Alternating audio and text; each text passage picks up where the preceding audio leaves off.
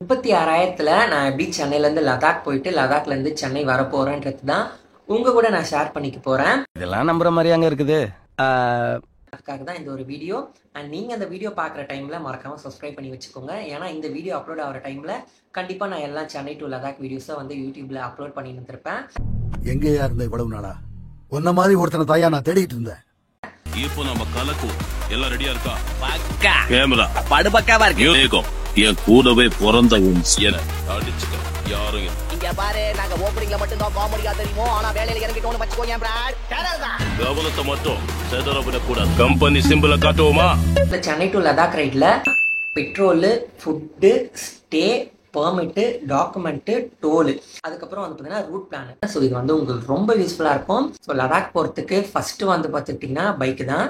So என்னோட bike வந்து பார்த்தீங்கன்னா சுசுகி ஜிக்ஸர் 250. ஸோ எல்லாருமே வந்து பார்த்தீங்கன்னா வண்டியை போயிட்டு நீங்கள் பார்த்துட்டு வந்துடுங்க. ரைட்லா ரைட் இருந்தா ஊருக்கு இல்லைன்னா சாமிக்கு. என்னடா அங்க சத்தம்? இந்த கிளம்பிட்டடா இந்த லடாக் போகிறதுக்காக வந்து பார்த்தீங்கன்னா 2 டயர் வந்து பார்த்தீங்கன்னா புதுசு போட்டேன். அண்ட் ஃபாக் லைட்ஸ்லாம் போட்டேன். அதுக்கே வந்து பார்த்தீங்கன்னா கிட்டத்தட்ட ஒரு 15,000 ரூபாய் கிட்ட வந்து பார்த்தீங்கன்னா செலவு பண்ணிட்டேன். பைக் சர்வீஸ் அது இதுன்னு எல்லாமே சேர்த்து லடாக் போறீங்க அப்படின்னா உங்கள் பைக்கை வந்து கம்ப்ளீட்டாக வந்து பார்த்தீங்கன்னா சர்வீஸ் பண்ணி வச்சுக்கோங்க. So engine oil, oil filter, air filter, spark plug, front tyre, back tyre, chain sprocket, clutch cable, accelerator cable, அதுக்கப்புறம் ஒரு கம்ப்ளீட்டாக வாட்டர் வாஷ் பண்ணி பாலிஷ் பண்ணி பக்காவாக எடுத்து வச்சுக்கோங்க. ஸோ ரெண்டாவது வந்து பார்த்துக்கிட்டிங்கன்னா ரூட் பிளான். நம்ம வந்து பார்த்தீங்கன்னா சென்னையிலேருந்து டெல்லி போகிறோம். ஸோ சென்னை, ஹைதராபாத், நாக்பூர், ஆக்ரா, டெல்லி. நான் வந்து பார்த்தீங்கன்னா சென்னை டு டெல்லி வந்து பார்த்தீங்கன்னா நேஷனல் ரெக்கார்ட் பண்ணுறேன். சுசுகி வந்து பார்த்துக்கிட்டிங்கன்னா அதுக்காக ஸ்பான்சர் பண்ணுறாங்க.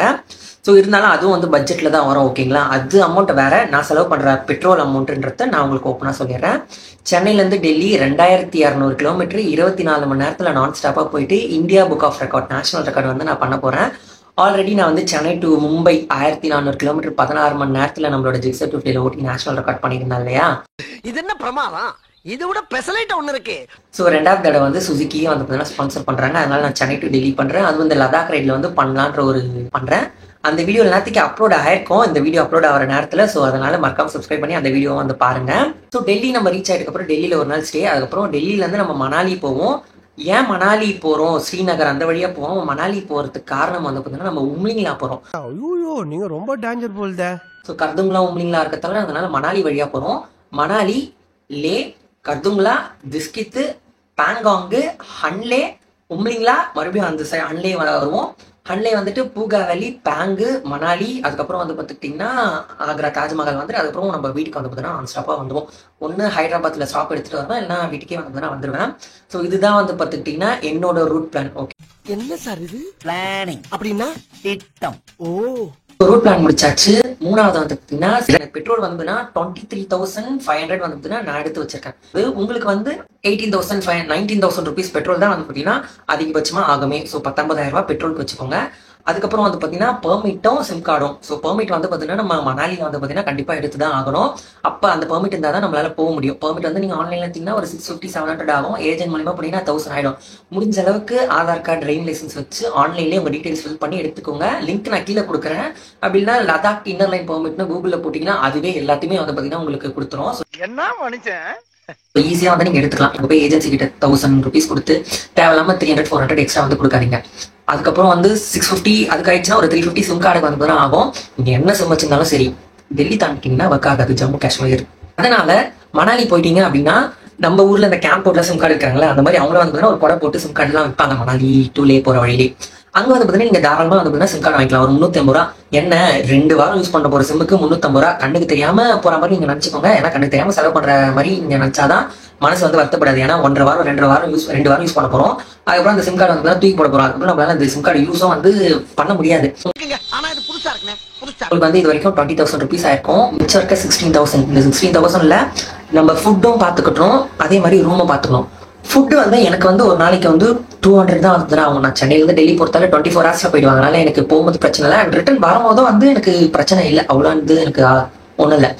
எங்க அப்படின்னா டெல்லியில, அதுக்கப்புறம் டெல்லியிலேருந்து நான் லடாக் ஃபுல் சர்க்கிட் முடிச்சுட்டு மறுபடியும் டெல்லி வர வரைக்கும் எனக்கு ஃபுட்டுக்கு ஆகிற செலவு தான் வந்து பார்த்தீங்கன்னா கண்ணா பின்னா ஆகும். ஆனால் என்கிட்ட 4000 தான் வந்து பார்த்தீங்கன்னா நான் ஃபுட்டுக்குன்னு சொல்லி எடுத்து வச்சிருக்கேன். ஒரு நாளைக்கு 200னா 20 டேஸ்க்கு வந்து பார்த்துக்கிட்டிங்கன்னா இவ்வளோதான் வந்து பார்த்துக்கிட்டிங்கன்னா 4000 தான் வந்து பார்த்துக்கிட்டிங்கன்னா ஆகும். ஸோ உங்களுக்கும் வந்து பார்த்துக்கிட்டிங்கன்னா 4000 தான் ஆகும்.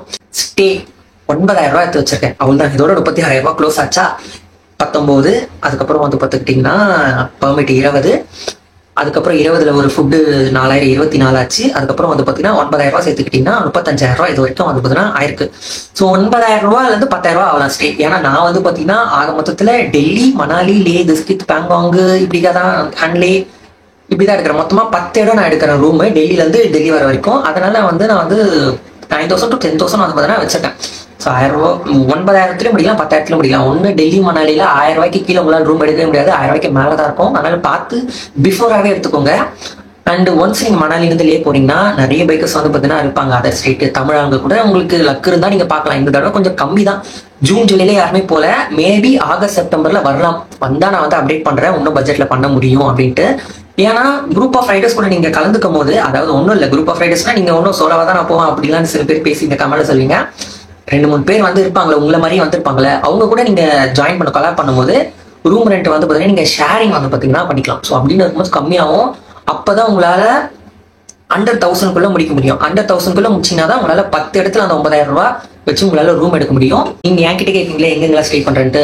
இங்க வந்து நேஷனல் ரெக்கார்ட் பண்ணிட்டதுக்கப்புறம் டெல்லியில ஒரு நாள் ஸ்டே, அதுக்கப்புறம் மணாலி ரீச் ஆகிட்டப்புறம் மணாலியில ஒரு நாள் ஸ்டே, அதுக்கப்புறம் வந்து பார்த்துக்கிட்டிங்கன்னா லேல ஒரு நாள் ஸ்டே, அதுக்கப்புறம் திஸ்கித்ல கர்துங்களா பார்த்துட்டு திஸ்கித் போகல, திஸ்கித்ல ஒரு நாள் ஸ்டே, அதுக்கப்புறம் பேங்காங்ல போயிட்டுக்கப்புறம் ஒரு நாள் ஸ்டே, பேங்காங்க்கு அப்புறம் ஹன்லேல ஒரு நாள் ஸ்டே. ஏன்னா ஹன்லேலேருந்து நம்ம உம்லிங்லா போயிட்டு மறுபடியும் உம்லிங்லாலேருந்து ரிட்டர்ன் ஹன்லே வருவோம். அதுக்கப்புறம் வந்து பார்த்துக்கிட்டிங்கன்னா பூகாவலியில் ஒரு நாள் ஸ்டே, அதுக்கப்புறம் வந்து டேரெக்டாக மணாலி வந்து பார்த்தீங்கன்னா ஒரு நாள் ஸ்டே. ஸோ கிட்டத்தட்ட 10 வந்து பார்த்தீங்கன்னா வரும். அவ்வளோதான் வரும்ன்ட்டு நான் நினைக்கிறேன். 10 கிட்ட வந்துடும். ஸோ இதுதான் நம்ம மேனேஜ் பண்ணிட்டு நம்ம வந்து பண்ண போகிறோம். ஸோ இதுதாங்க நம்ம வந்து சென்னையிலேருந்து லடாக் போயிட்டு ரிட்டர்ன் சென்னை வர போகிற பிளானு, பட்ஜெட்டு, ரூட்டு இது எல்லாமே. ஆனால் நிறைய பேர் சொல்லுவீங்க அப்படின்னா ரொம்ப ரிஸ்க், ரொம்ப டைட்டாக போகிற அப்படின்ட்டு. அப்படி கிடையாது. நம்ம 4 பேர்கிட்ட எப்படி பழகிறோம், அந்த இடத்துல போயிட்டு எப்படி நம்ம பேசுறோம்ன்றது தான் பொறுத்து தான் பட்ஜெட் வந்து பார்த்தீங்கன்னா அங்கே ரூமுக்கும் ஃபுட்டுக்கும் வந்து பார்த்துக்கிட்டிங்கன்னா செட் ஆகும். ஃபுட்டுன்றது நம்மளுது, பட் ரூம்னு பார்க்கும்போது நம்ம எப்படி வேலை பேசுகிறோம். இப்போ ஹன்லேல வந்து வேலை குறைக்க முடியாது. ஆனால் மணாலியில், லேல, திஸ்கித் அந்த மாதிரி இடத்துலலாம் வந்து நம்ம கண்டிப்பாக குறைக்கலாம். ஹன்லேல போறீங்கன்னா பட்ஜெட்ல உங்களுக்கு ரூமே கிடைக்காது. அவங்க சொல்றது தான் ரேட்டு. ஏன்னா ஹன்லேன்றது ஒரு சின்ன ஒரு ஊர். அதே மாதிரி அங்க ரூம்ஸும் வந்து பார்த்தீங்கன்னா கம்மி தான். அதனால அங்கே மட்டும் கொஞ்சம் பட்ஜெட் அதிகமாக ஆகும். நீங்க உம்லிங்லா போறீங்க அப்படின்னா கண்டிப்பா இந்த மாதிரி ஆகும். உங்ககிட்ட ஒரு விஷயம் வந்து பார்த்தீங்கன்னா நான் சொல்லிக்கணும்னு நினைக்கிறேன். நீங்க என்கிட்ட கேட்பீங்க கண்டிப்பா 2023ல ஏன் நான் நீ லடாக் போகலன்னு கேட்பீங்க. அப்போ வந்து நம்மளுக்கு அமேசான் வேலையில நம்மளுக்கு நடந்த சில பிரச்சனையாலையும் ஃபினான்ஷியல் ப்ராப்ளத்தாலேயும் என்னால் அப்போ போக முடியல. 2024ல வந்து அது வந்து நம்மளோட பிரைம் டைம்னு கூட சொல்லலாம். Chennai to Mumbai national record பண்ணோம், பீக்ல இருந்தோம்.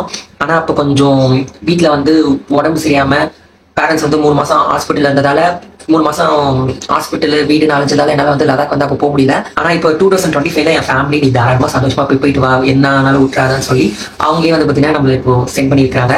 அப்போ 2025ல என்னால் வந்து பார்த்தீங்கன்னா பண்ண முடியும். ஆனால் என்ன கையில தான் வந்து பார்த்தீங்கன்னா காசு இல்லை. அந்த வேலையும் வந்து பார்த்தீங்கன்னா இப்போ என் கையில இல்லை. இருந்தாலும் என்கிட்ட ஒன்று இருக்கு, நம்பிக்கை மட்டும். ஸோ அந்த நம்பிக்கையை வச்சுதான் 36,000 ரூபா வந்து பார்த்தீங்கன்னா கடன் வாங்கியிருக்கேன். ஸோ எந்த ஒரு நம்பிக்கையில வாங்கினேன்னா சென்னை டு டெல்லி வீடியோ வந்து கண்டிப்பா உங்ககிட்ட ரீச் ஆகும், உங்களுக்கு பிடிக்கும். அதுல இருந்து வர காசை வச்சு அந்த கடனை வந்து தீர்த்துடலான்ற ஒரு நம்பிக்கையில தான் நான் வந்து தைரியமா கடன் வாங்கினேன். அப்படி என்னால கொடுக்க முடியலனா கூட பரவாயில்ல, ஒன்றும் பிரச்சனை இல்லை. நான் வந்து ஒரு விஷயத்த வந்து ப்ரூவ் பண்ணிட்டேன். எல்லா மிடில் கிளாஸ் பைக்கர்ஸாலையும் லடாக் போக முடியும்.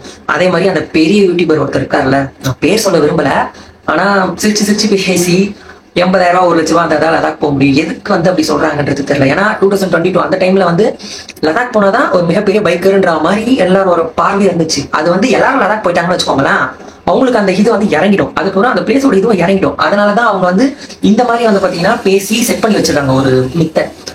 அது வந்து என்கிட்ட சொல்லும் போது, என்கிட்ட கேட்கும் போது கஷ்டமா தானே இருக்கு. அப்போ நான் ஒரு பைக்கரா நான் என்ன பண்ணணும், அந்த மித்தை நான் உடைக்கணும்ல, நான் ப்ரூவ் பண்ணி காமிக்கணும்ல.